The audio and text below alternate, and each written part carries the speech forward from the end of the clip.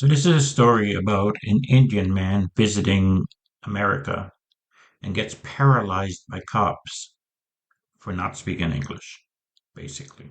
We don't know if race had anything to do with this story. A Madison police officer accused of using excessive force. He's from India and can't speak English. Doesn't speak English. Do you understand what I'm saying to you? A suspicious man. An innocent man. Parker violated Patel's civil rights. He was partially paralyzed. Criminal charges against Eric Parker were filed in state as well as federal court. Welcome back to the Lackluster channel. In 2015, Suresh Bhai Patel, an Indian national, traveled from his home in India to Madison, Alabama to visit his son. During his visit, he took a stroll in his son's neighborhood, during which a nearby resident called 911 to report a, quote, skinny black man wearing a toboggan.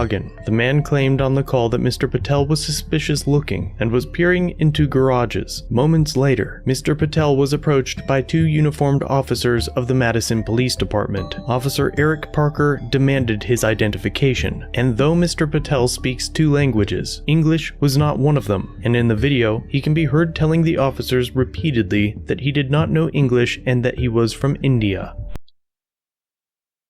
So the guy that called the cops is basically a racist.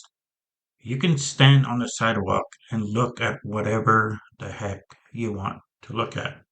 Maybe there was a nice car in the garage that he looked at. Maybe there was something nice in the garage that he was looking at. It doesn't matter. He was probably not even looking into garages. Hey, bud. Let me talk to you real quick. Come here. Come here.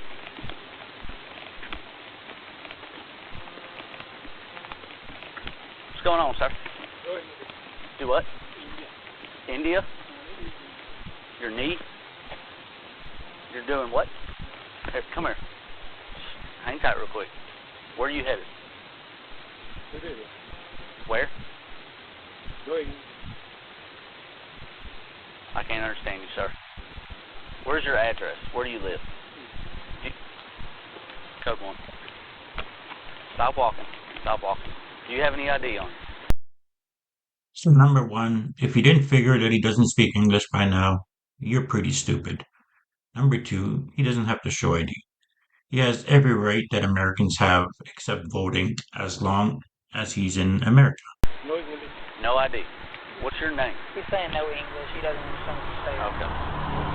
In less than a minute, the officers have determined that the man does not speak English, and when asked where he lived, Mr. Patel pointed in a general direction. One of the officers then asks for his ID. Section 15.5-30 of the Alabama Code makes it clear that the officers could demand of him his name, address, and an explanation of his actions, only if they reasonably suspect he is committing, has committed, or is about to commit a felony or other public offense. The standard of reasonable suspicion has been very clearly documented throughout the United States. It is the absolute lowest requirement that a law enforcement officer needs to demand identification, making reasonable articulable suspicion the most basic legal standard that an officer should know. At this point, the only information the officers have is that an elderly man was walking, and another man on a phone call claimed he peered into a garage, and while some might find that behavior suspicious, others don't. Regardless, neither opinion of the man's suspiciousness supplies us with any objective reason to believe that a crime was afoot, while the officers always have the right to ask for an ID. At this point, they have no authority to demand it, and even though Mr. Patel is not an American citizen, just about every constitutional protection besides voting still applies while he is in the United States.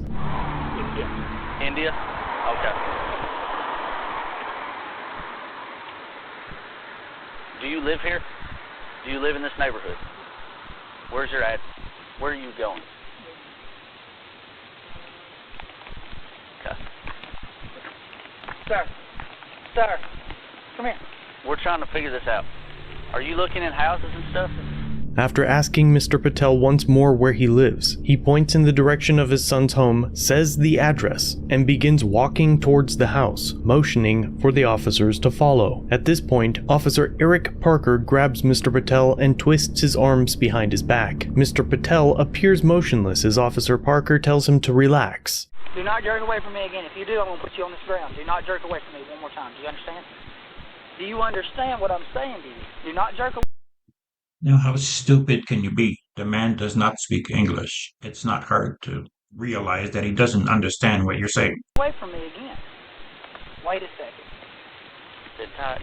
Relax. And just 90 seconds into the encounter, Officer Parker slams the 57-year-old, 115-pound Mr. Patel into the ground, head first with his hands held behind his back. The assault caused severe damage to Mr. Patel's vertebrae, causing his spinal cord to swell, and leaving him permanently, partially paralyzed. Afterwards, the officers tried to get the paralyzed man to walk to their patrol car.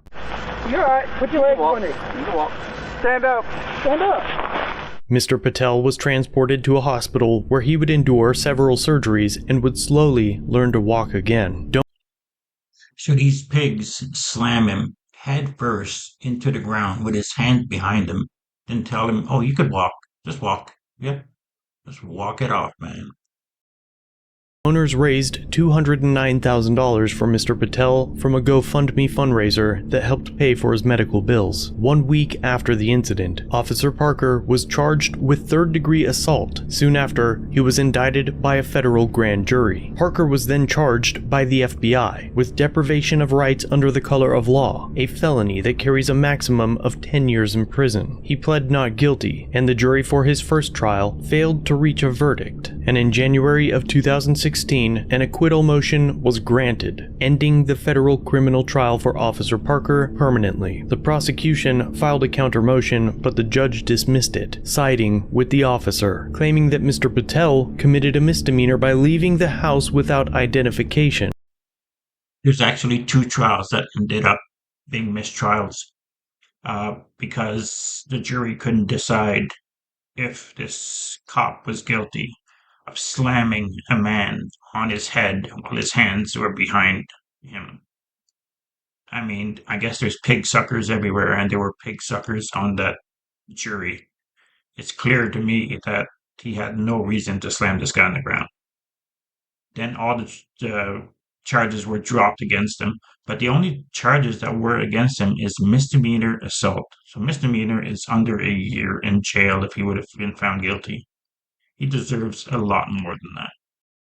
Which is absolutely ridiculous. But even if it were true, remember, Mr. Patel had no legal responsibility to prove he had one on his person. Shortly after the federal charges were dismissed, the state dropped Officer Parker's charges as well. Mr. Patel eventually filed a federal civil lawsuit against Officer Parker and the Madison police for multiple civil rights violations, assault, and excessive force. I've been collaborating with the Institute for Justice over the past few months on this story, as they've recently started a non-profit organization, Americans Against Qualified Immunity, a grassroots initiative devoted to a simple idea. If we, the people, must follow the law, our government must follow the Constitution. This collab is fitting, as Officer Parker's criminal case was dropped, but in the civil case, he claimed qualified immunity and was denied for the excessive force complaint. Here's Patrick Giacomo to explain more of what that means. I'm Patrick Giacomo, an attorney at the Institute for Justice, working on our project on immunity and accountability. What's so interesting about the Patel case is that it illustrates the difference between criminal liability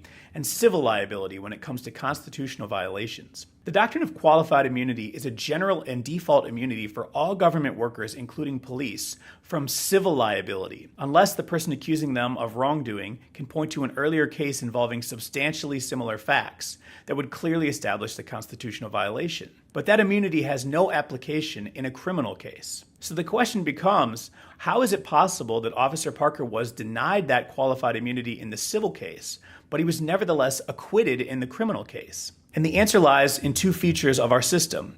First, to bring a constitutional criminal case against a police officer, the government has to show that the officer willfully violated someone's constitutional rights. There has to be evidence that they subjectively intended to violate the Constitution. And the government has to establish that beyond a reasonable doubt. Those features mean that even though qualified immunity itself is a very high hurdle for civil liability, the criminal standard is still much higher.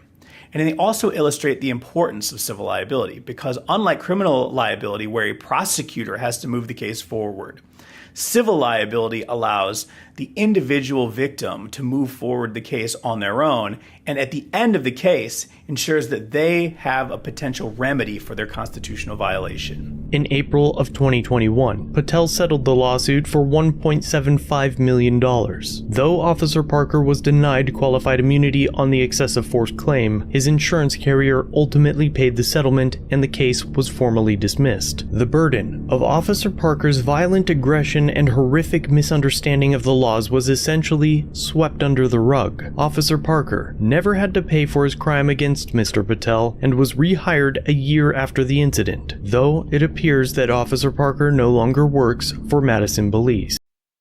So they find that the victim broke the law for not having ID on him, but the cop didn't break the law for paralyzing the man. And they also award him $1.75 million, which is not enough for being paralyzed.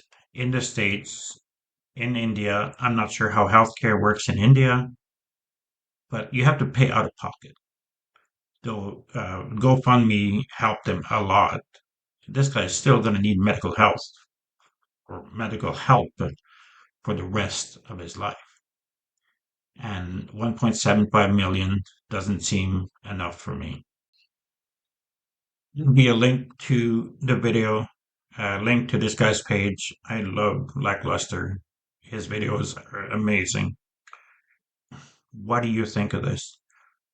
Do you think the cop should have went to jail for such an assault? Let me know in the comments. Please like, share, and subscribe. And check out my Patreon, where for $1 a month you can get my videos a week in advance with other perks coming. Thank you.